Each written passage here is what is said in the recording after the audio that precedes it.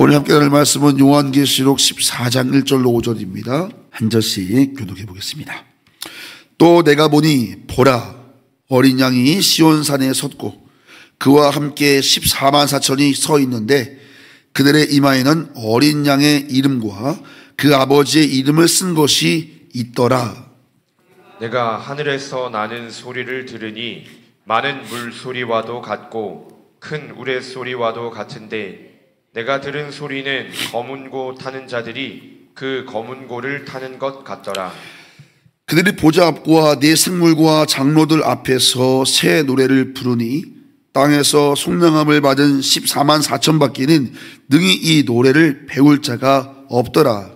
이 사람들은 여자와 더불어 더럽히지 아니하고 순결한 자라. 어린 양이 어디로 인도하든지 따라가는 자며 사람 가운데에서 속량함을 받아 처음 익은 열매로 하나님과 어린 양에게 속한 자들이니. 5절 같이 읽겠습니다. 그 입에 거짓말이 없고 흠이 없는 자들이더라. 아멘. 오늘 요한계시록 14장 1절로 5절을 본문으로 어제는 666에 대해서 나눴다면 오늘은 14만 4천에 대해서 함께 말씀을 나누도록 하겠습니다.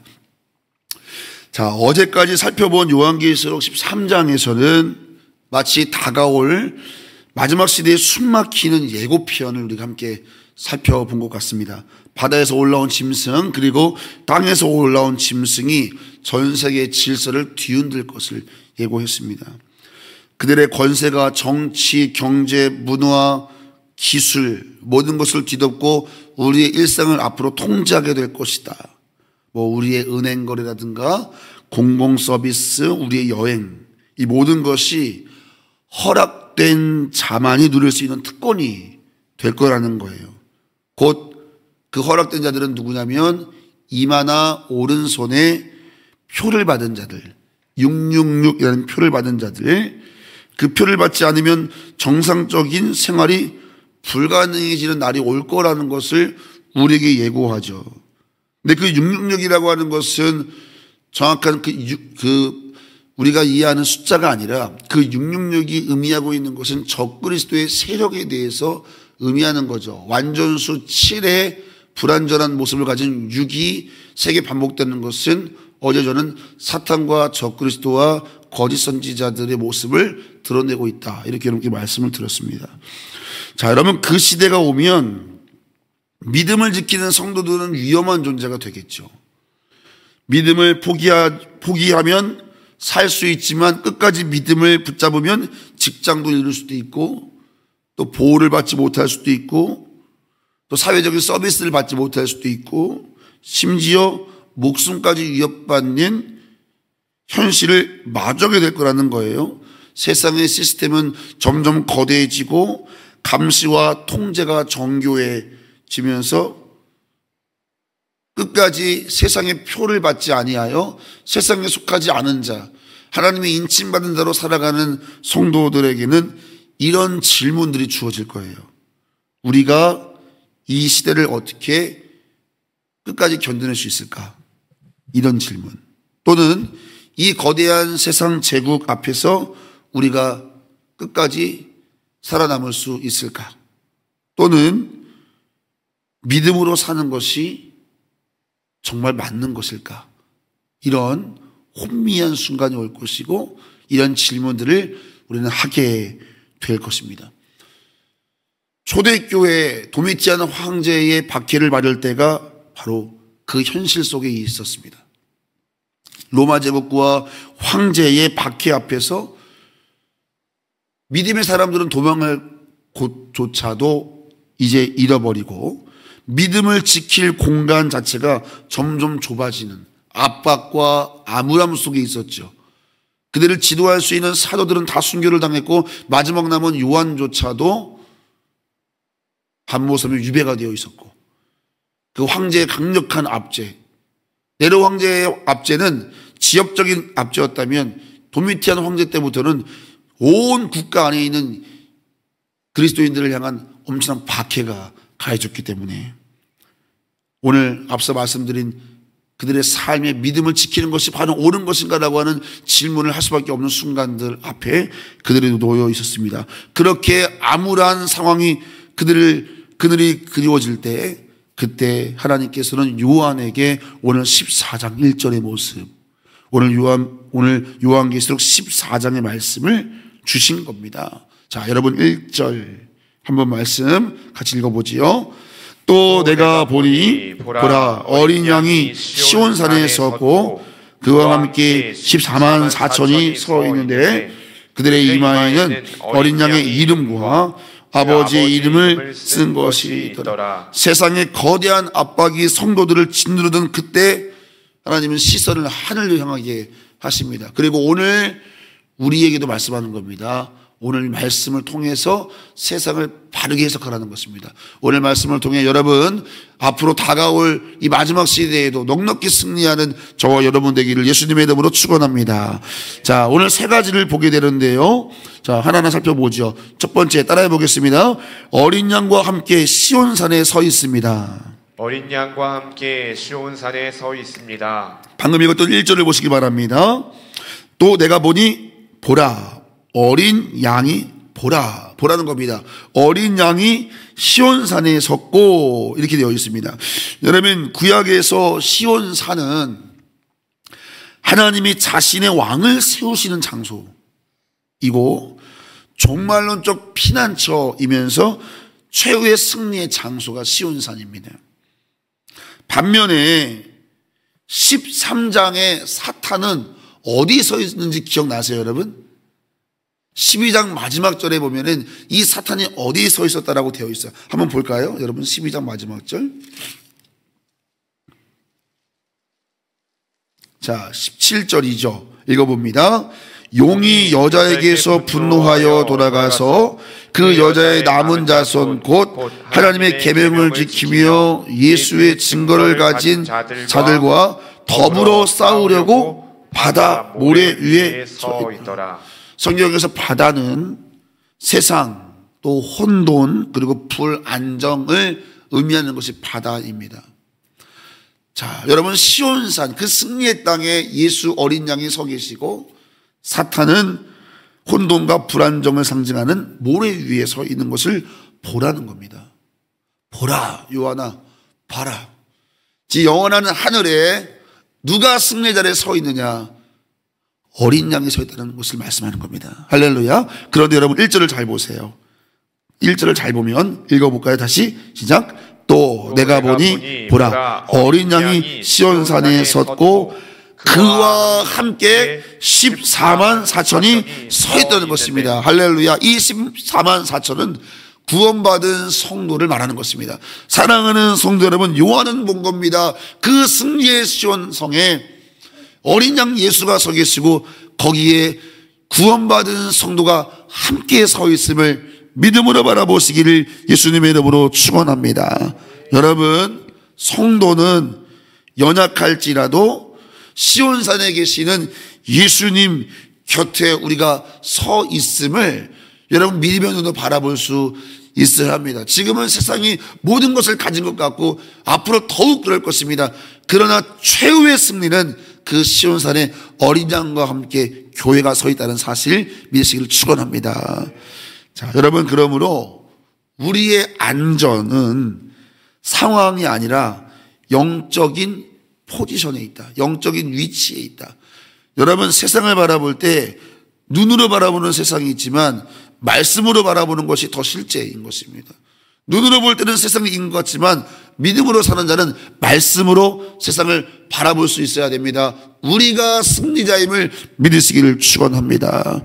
세상이 나를 위협하듯 달려올수록 우리는 더욱더 시선을 높이 하늘을 향해서 어린 양에게 고정해야 할 것입니다. 여러분 우리가 장차 그분과 함께 있게 될 것입니다. 할렐루야. 그러므로 오늘 잠깐 고난을 당하지 않을 수는 없으나 여러분 그 고난 속에서도 넉넉히 승리하는 저와 여러분 되기를 예수님의 이름으로 축원합니다. 자, 어린 양과 함께 시온산에 우리는 서게 될 것입니다. 자, 두 번째 되게 중요한데요. 자, 따라해 보죠. 어린 양의 새 노래를 부르라. 어린 양의 새 노래를 부르라. 우리가 여러분 이 땅에서는 고난을 당하지 않을 수는 없습니다. 그 이유를 오늘 두 번째가 말씀해 주고 있습니다. 우리가 앞서 1절에서 어린 양이 시온산에 섰고 그와 함께 14만 4천이 서 있다고 그랬는데, 이 14만 4천은 우리가 앞서 지난주에 배웠지만 이것은 단순히 14만 4천 명을 의미하는 게 아닙니다. 오늘도 수많은 이단들이 이 숫자를 이용해서 우리를 압박하고 위협하고 특권의식을 갖게 하고 그 14만 4천에 들어가기 위해서 우리를 종노릇하게 만들지요. 신천지가 바로 그렇게 하고 있지요. 14만 4천 명 안에 들어가는 자만 구원받는다. 자신들의 신도수가 그 14만 4천을 넘어가니까 그 기준을 더 강하게 만들어가지고 끝없는 경쟁을 일으켜가지고 여러분 자신들의 종노릇하게 만드는 거, 이게 이단입니다. 그런데 성경이 말하는 14만 4천은 그렇게 문자적으로 해석하는 것이 아닙니다. 요한계시록은 문자적으로 해석하는 책이 아니고 많은 것을 함축한 상징적 언어와 그림 언어를 가지고 있다는 사실을 기억해야 되고, 또 하나는 요한계시록은 소망으로 해석을 해야 되지 위협으로 해석하는 책이 아닙니다. 요한계시록은 협박하는 책이 아니라 고난 중에 있는 성도들을 일으키는 책이기 때문에 소망의 관점으로 해석해야 됩니다. 여러분들이 어떤 사람이 와서 요한계시록 가지고 나를 위협하거나 나를 두렵게 만든다면 여러분 그것은 성경을 잘못 보고 있는 것입니다. 결코 속을 필요가 없습니다. 유대인들은, 이 당시 초대교회 성도들은 요한계시록을 통해서 눈물을 흘리며 기뻐했고 감사했고 박해를 이겨낼 수 있었던 것입니다. 그러니까 속지 마시기 바랍니다. 이 14만 4천은 한 번 더 말씀드리면 구약의 12지파와 신약의 12사도를 곱하는 것입니다. 그리고 1000이라고 하는 충만수를 곱하면 14만 4천이 됩니다. 그래서 이 14만 4천이 의미하는 건 뭐냐면 구원받은, 셀 수 없이 구원받은 하나님의 무리들, 백성들을 의미하는 겁니다. 구원받은 성도들이 그것을 14만 4천 이렇게 표현하고 있는 것이기 때문에 여러분들이 속을 필요가 전혀 없습니다. 자, 그런데 그 14만 4천 명의 구원받은, 그 능히 셀 수 없는 구원받은 사람들이 뭘 하고 있냐면 3절 말씀 읽습니다. 3절입니다. 그들이 보좌 앞과 내 생물과 장로들 앞에서 새 노래를 부르니 땅에서 속량함을 받은 14만 4천 바퀴는 능히 이 노래를 배울 자가 없더라. 이들이 뭘 부르고 있어요? 새 노래를 부르고 있는데요, 이 노래는 이 구원받은 자 밖에는 땅에서 속량함을 받은, 땅에서 구원받은 성도들 밖에는 이 노래를 배울 수 없다는 거예요. 천사도 부를 수 없는 노래를, 새 노래를 부르고 있어요. 고난을 통과한 구원의 체험이 가사가 되고, 땅에서 고난을 통과하며 믿음을 지킨 눈물이 멜로디가 되는 노래이기 때문에 그렇습니다. 여러분, 성도는, 구원받은 성도는 이 땅에서 고난을 당하지 않을 수는 없으나 우리는 그 고난을 통해서 새 노래를 배우는 자임을 믿으시기를 축원합니다.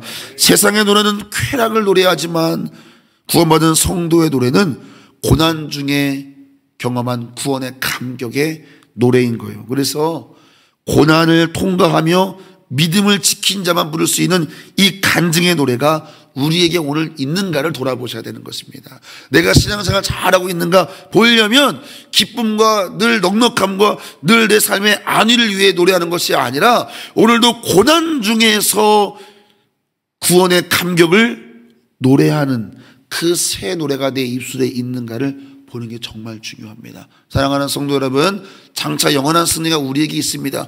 우리는 시온산에 있을 것입니다. 그러나 이 땅에서는 고난을 당하지 않을 수 없습니다. 그 고난 속에서 여러분 구원의 가사를 배우고 구원의 멜로디를 배워서 거룩한 새 노래를 부르는 여러분과 제가 되기를 예수님의 이름으로 축원합니다.